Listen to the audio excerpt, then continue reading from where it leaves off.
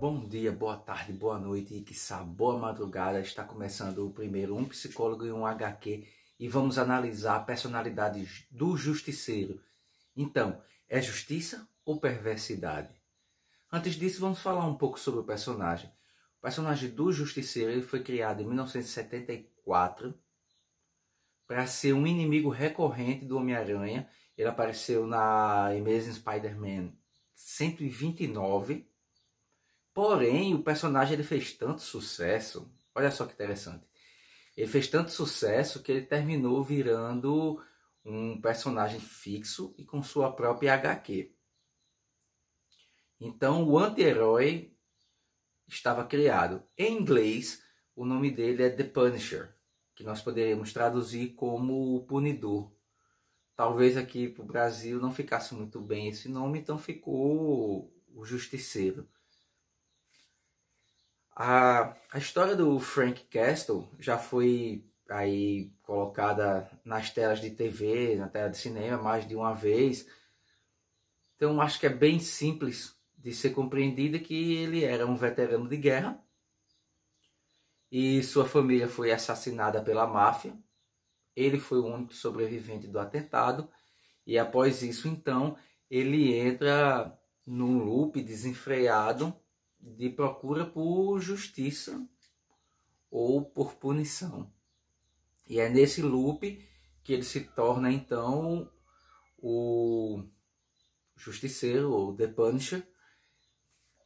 Veste aquela característica camisa com a caveira estampada no peito.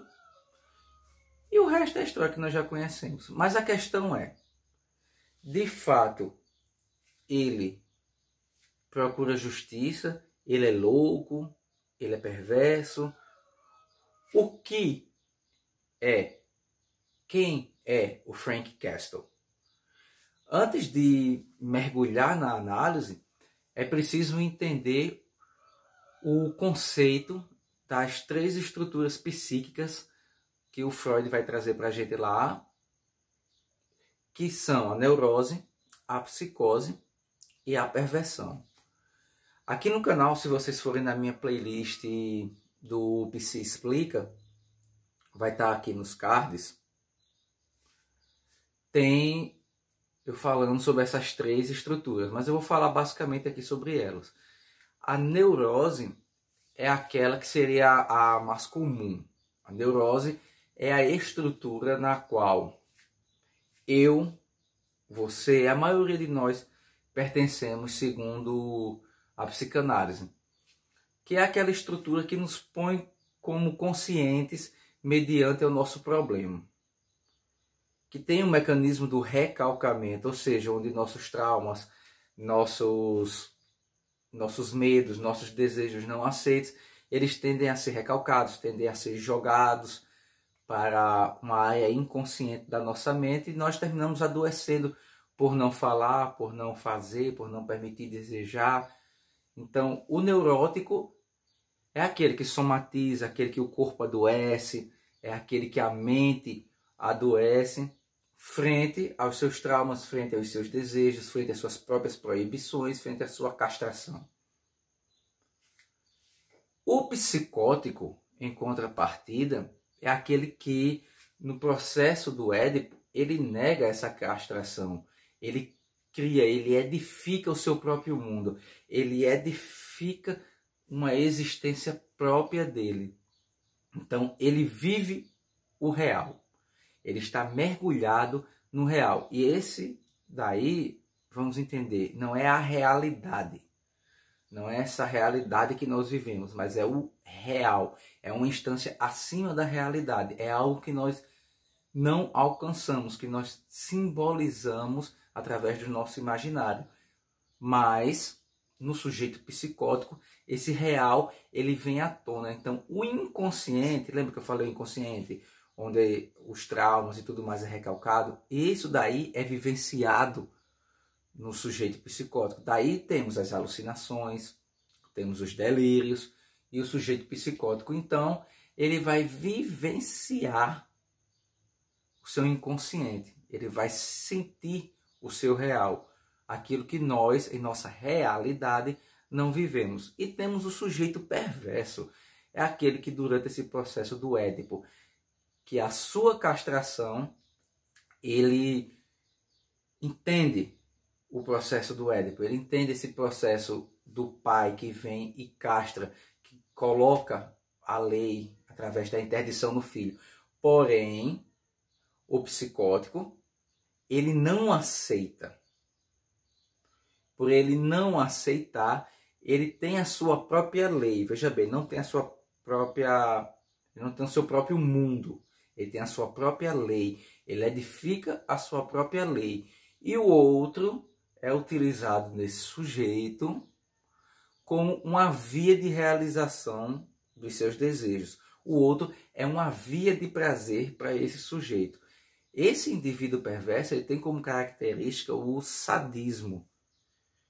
Porque o sofrimento do outro, o outro sendo usado, é o que vai dar prazer a esse indivíduo. Ele vai alcançar os seus objetivos tendo o outro como via. Daí nós temos como exemplo estelionatários, psicopatas, estupradores em série, porque justamente são pessoas que tendem a ter o outro como uma via para o seu prazer, para a realização do seu desejo. E aí ele traz, já que ele cria a sua própria lei, a desculpa. Estava andando de noite numa rua escura, pediu para ser estuprada. Ele estava, por exemplo, brigava direto com os vizinhos, então ele estava pedindo para ser assassinado. Era uma prostituta, ela estava errada por ser prostituta e isso me dava o direito de matá-la. E por aí vai. Entendendo essas três estruturas, agora vamos para o Frank Castle. Para fazer essa análise, eu estou utilizando essas HQs aqui, ó. As edições do Frank Castle, da série do selo Max da Marvel. Esse selo da Marvel aqui, ele é um selo adulto, onde as histórias são bem mais pauleiras do que o selo normal da Marvel. E aqui é legal porque você tem um estudo de personagem muito bom aqui. Você pode de fato mergulhar nessa história daqui, em quem é o Frank Castle, mergulhar em realmente as suas origens. Bem, tendo dito isso, olha só, ele foi um ex-combatente do Vietnã.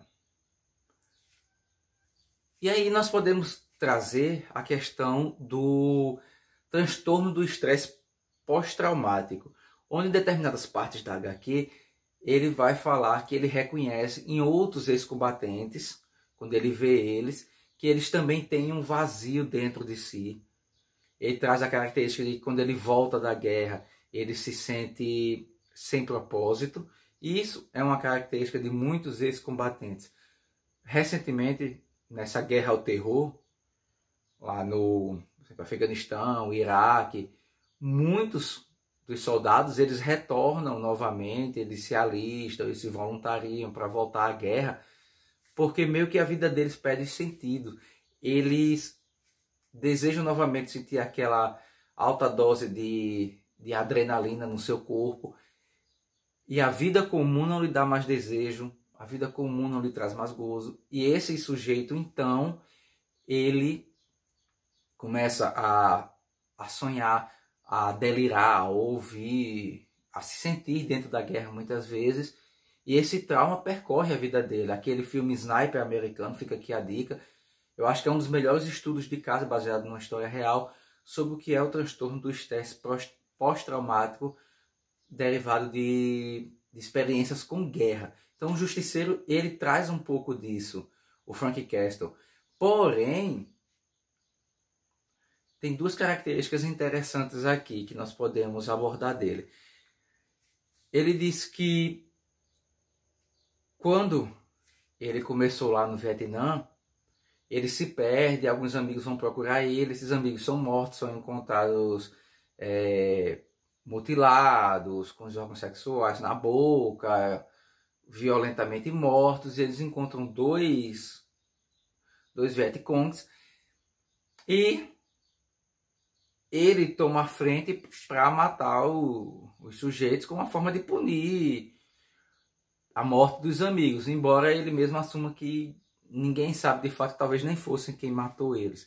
Então ele diz que ele pega uma faca e naquele momento ele faz coisas que nem ele imaginava que seria capaz, e até o líder do pelotão e todos que estavam ali ficam impressionados com o que ele faz. Então ele diz que pela primeira vez na vida ele se sentiu vivo. Peguem isso, a primeira vez na vida ele se sentiu vivo. Quando ele mata o primeiro soldado, a primeira pessoa, o primeiro ser humano, o cara tá lá dando sua cagadinha, ele dá um tiro no cara, sem chance de defesa, mata. E ele diz que quando ele faz isso, ele percebe que não será o primeiro, aliás, que não foi o primeiro, e não será o último. E quando ele faz, posteriormente, essa morte que ele mata os dois de uma forma, pelo que se compreende, e através de tortura com a faca, aí ele vai mutilando, é o que dá para entender pelo relato dele, ele diz que ele se sentiu vivo pela primeira vez. Veja só, se ele se sentiu vivo a primeira vez, e se ele teve a certeza de que não seria, que não era a última pessoa que ele matou, logo nós temos um dado de prazer, nós temos um dado de gozo aí no Frank Castle. Então ele gostou do que ele fez. E quando ele volta para casa, ele se sente vazio. A esposa dele reclama, acha que ele vai voltar de novo para a guerra, ele tenta ser um pai de família, mas chega um ponto que ele não consegue. Ele termina se envolvendo com a máfia. E nesse envolvimento que ele tem com a máfia, ele começa a se sentir vivo novamente, que é quando ele defende o mafioso. Na verdade, ele não defende por saber que o mafioso vai ser morto. Ele defende porque ele quer matar as pessoas ali. Ele quer matar as pessoas que vão fazer o atentado. E ele meio que se arrepende de não ter matado esse patrão, que era um açougueiro, que terminou matando uma funcionária porque ele assediava a funcionária e a funcionária empurra ele. Ele teve a mão triturada e ficou com um gancho. E ele diz que ele se arrepende de não ter feito nada. Mas sempre tem a questão de um vazio dentro dele. Ele fugindo de matar, ele fugindo de realizar o seu desejo, realizar os seus impulsos, de quem ele é. E ele sempre vai colocando isso. Então ele propriamente diz que a morte da família foi uma punição para ele. Ele estar vivo é uma punição. Mas ele sempre coloca que ele estava vazio ali naquele momento. E ele leva a família para o parque. E na hora que eles estão fazendo ali o piquenique, ele diz para a esposa que chega, que acabou, e ele vai pedir, que ela pode pedir divórcio, que ele pode ficar com a casa, e aí eles são assassinados na frente dele. Quando ele se recupera, como vocês já sabem, nesse caso daí, se vocês não sabem, vão saber agora, com a ajuda do Nick Fury, ele consegue a lista de nomes e de endereços de todas as pessoas que estavam envolvidas na morte da família dele, e ele mata um por um. Então ele termina sua vingança. Quando ele termina sua vingança, ele disse que achava que estaria satisfeito, mas ele não estava satisfeito. E ele sabia que ali era apenas o começo da sua jornada. Então ele vai e se vinga do cara lá, do ex-patrão dele, do filho do ex-patrão dele, que abusava das funcionárias. E ele enfia a cara do indivíduo no triturador. Dá-se a entender pela história que após ele vingar a família, ele foi lá e vingou aquela funcionária. E é justamente aí, quando ele vinga a funcionária, quando ele mata esse cara aí, esse patrão, triturando a cara dele no moedor de carne, é quando ele tem a certeza de que ele não vai parar, de que a família dele foi só uma desculpa para ele matar. De que ele sabe que então ele vai entrar nessa busca incansável pela justiça, pela punição. Aqui encaixa até melhor o termo do nome dele em inglês, pela punição. E nessa HQ ele está numa caçada em busca do Wilson Fisk, que é o rei do crime. E ele chega ao ponto de desenterrar, olha só, o nível de sadismo dele. Ele chega ao ponto de desenterrar o filho morto do Wilson Fisk. Ele vai atrás do cara, ele faz o cara surtar, ele faz o cara contratar até a Elektra para defender ele. Ele mata, quer dizer, ele não mata, mas ele aleja e mutila a Elektra, deixando ela praticamente movendo só a cabeça, deixando ela paraplégica. E ele faz o rei do crime chegar a um ponto de insanidade. Na primeira HQ, que é essa daqui, isso aqui ele faz nessa última HQ da história. Nessa primeira HQ daqui, que ele está na prisão, ele é salvo por um cara chamado Jesus, e aí é bem interessante porque a gente pode pegar uma analogia que Jesus salva ele da prisão e salva ele da morte certa. E dá a ele a chance dele se vingar do rei do crime. E ele mata o preso, o Jesus. Ele vai lá e mata o cara. E ele diz que isso foi um benefício para o cara. Ele simplesmente disse que ter quebrado o pescoço do Jesus foi bom para ele. Ou seja, ele novamente justificando que para o cara estar na vida de crime e tudo mais, é melhor que ele tivesse morto. Porque o Jesus queria que ele vingasse o irmão dele, que o rei do crime matou quando ele ainda estava começando na carreira do crime. Então, veja só, ele tem uma desculpa. O cara é um criminoso, ele vai viver na vida do crime, ele pode sofrer, pode matar ele, etc, sei lá como for. Então, eu vou matar. A minha forma de agradecer dele ter me libertado na prisão é eu quebrar o pescoço dele, porque assim ele não vai mais sofrer nessa vida. Ou seja, uma desculpa para ele realizar o seu desejo. Ele conhece lá no Vietnã um cara que já está num loop muito louco mesmo, de estar matando as pessoas, e o cara olha para ele, reconhece ele, diz que ele também é um assassino, que se ele voltar para a família vai ser uma mentira. E esse cara durante a noite assassina quase todos da enfermaria e chama o Frank para ir com ele, fugir da enfermaria e virar aí uma dupla de assassinos, matando aí vietnamitas, americanos, o que for. E antes do Frank dizer se sim ou se não, o cara é assassinado. E ele lembra desse cara, ele diz que ele não teve a chance de responder. Tudo indica que ele diria sim, que ele ia sair com o cara para matar. Ele ia sair com o cara para matar. Ou seja, ele tem uma desculpa que leva ele sempre a estar matando. A família dele foi o gatilho, foi o estopim, é a grande desculpa. Então ele se mantém nesse loop de sempre estar reproduzindo a desculpa da vingança da família, a desculpa de levar punição aos criminosos, já que a justiça não dá uma punição mais severa, e que isso daí é o trabalho dele, é a forma dele honrar a família e etc. Mas na verdade, na própria HQ ele diz que na verdade o desejo dele é apenas o de matar. Ele se sente vivo enquanto ele mata. Ele tem prazer com isso. Quando ele volta a ver sangue, quando ele volta a ver crueldade após sair do Vietnã, está tentando ser um pai de família, ele diz que se sente vivo novamente. Mas ele tenta, então, ter aquela vida que todos esperam. O que acontece com muitos psicopatas. O BTK, que matou várias mulheres asfixiadas, torturadas, etc. Já que eu não vou me debruçar no caso. Ele passou vários anos de latência. E depois ele volta de novo a matar. E aí é quando ele é preso. Mas veja só, ele tinha uma vida de família. Ele era pai de família. Ele era uma pessoa que cuidava da comunidade. Ele monitorava a comunidade. Ele vigiava o bairro. Então, ele era uma pessoa completamente fora de suspeita. Coisa que o Frank Castle não conseguiu levar essa vida. Ele ainda tentou, terminou, como eu falei, se envolvendo com a máfia.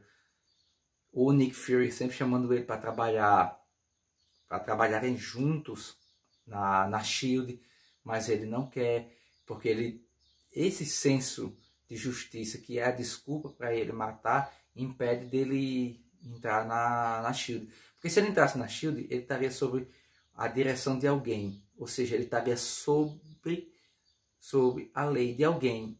Alguém estaria ditando a lei para ele, alguém estaria castrando ele, e ele não aceitaria isso, ele não aceitaria ser castrado, ele não aceitaria uma lei sobre a lei dele, uma lei que impedisse a lei dele de agir. Então ele sempre está negando o Fury de entrar na SHIELD. Agora, veja, recapitulando tudo, certo? Ele teria um traço do transtorno do estresse pós-traumático, porém, quando ele mata a primeira vez, quando ele mata violentamente e tortura a primeira vez, ele tem certeza de que não será a última. Ele se sente vivo. Ele é mandado de volta para casa após se ferir na guerra, mas um dos motivos também que ele é dispensado da guerra do Vietnã é porque o cara era tão cruel, o cara era tão louco, o cara fazia tanta brutalidade com os inimigos, que ele é mandado de volta para casa, porque a galera não acredita no que ele faz. É inumano o que ele faz. Então ele é mandado de volta para casa. Quando chega em casa, ele é um completo vazio, ele não tem gosto pela vida, ele não tem tesão, ele não goza nem no sexo. E aí, quando a família dele é morta, ele então entra nesse loop de autodestruição. Não vou contar o final da HQ. Se eu for me adentrar um pouco mais em alguns traços, eu vou ter que terminar contando a parte principal dessa última HQ aqui, ó, que é o Justiceiro Max Desabrigado. E se eu contar aqui, eu vou estragar o final da história, que é muito boa por sinal, então eu não vou contar. Mas, em suma, ele olha para o abismo de sua própria alma, o abismo de sua própria existência, de sua própria personalidade. Esse abismo olha de volta, que é até a descrição que tem na Justiceiro Max Frank. E eu acrescento, o abismo ele não só olha de volta, o abismo devolve para ele todos os anos de mentira. O abismo devolve para ele aquilo que ele escondia. O abismo devolve para ele quem é o verdadeiro Frank Castle. Que na verdade ele nunca foi um justiceiro. Ele nunca foi um punidor de pessoas erradas.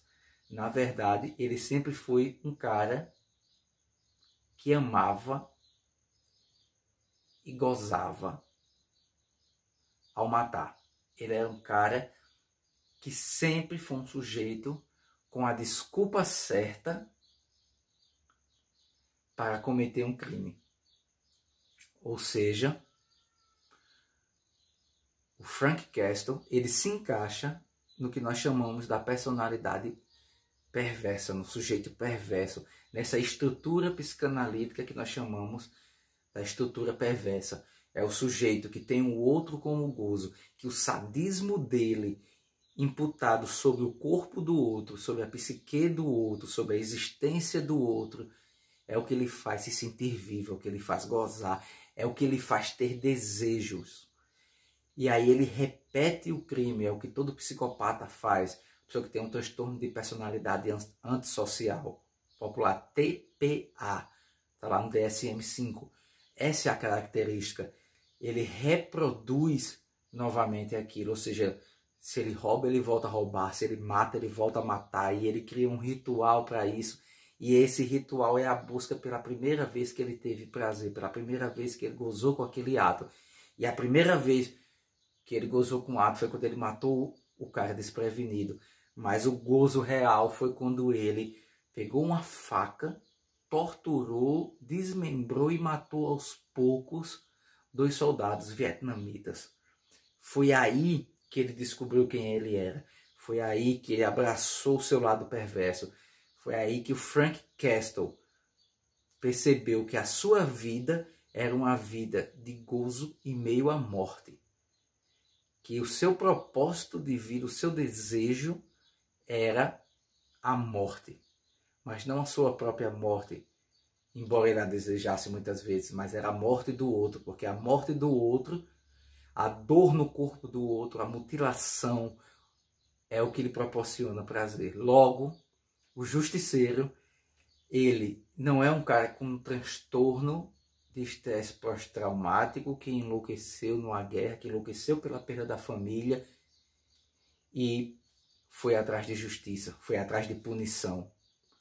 Ele é um perverso, ele é um psicopata. Ele é um indivíduo que conseguiu a desculpa certa para realizar os seus desejos sádicos de morte, de assassinato, de psicopatia.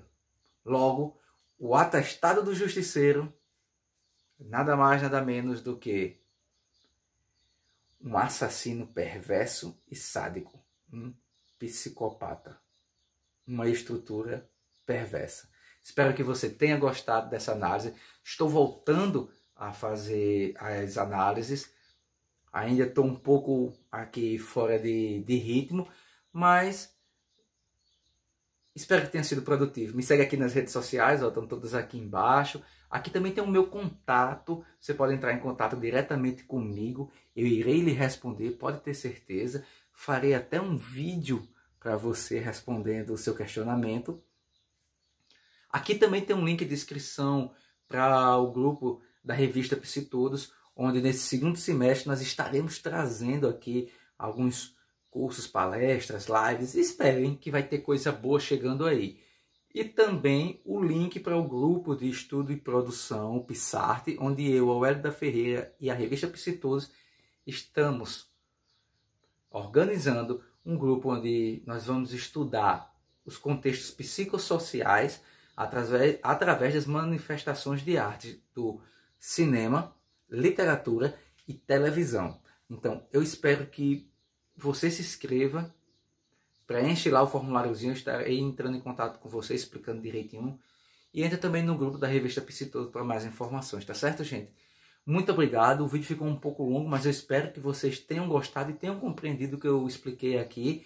Eu tentei ao máximo não dar o spoiler total da história da HQ, não contando o final.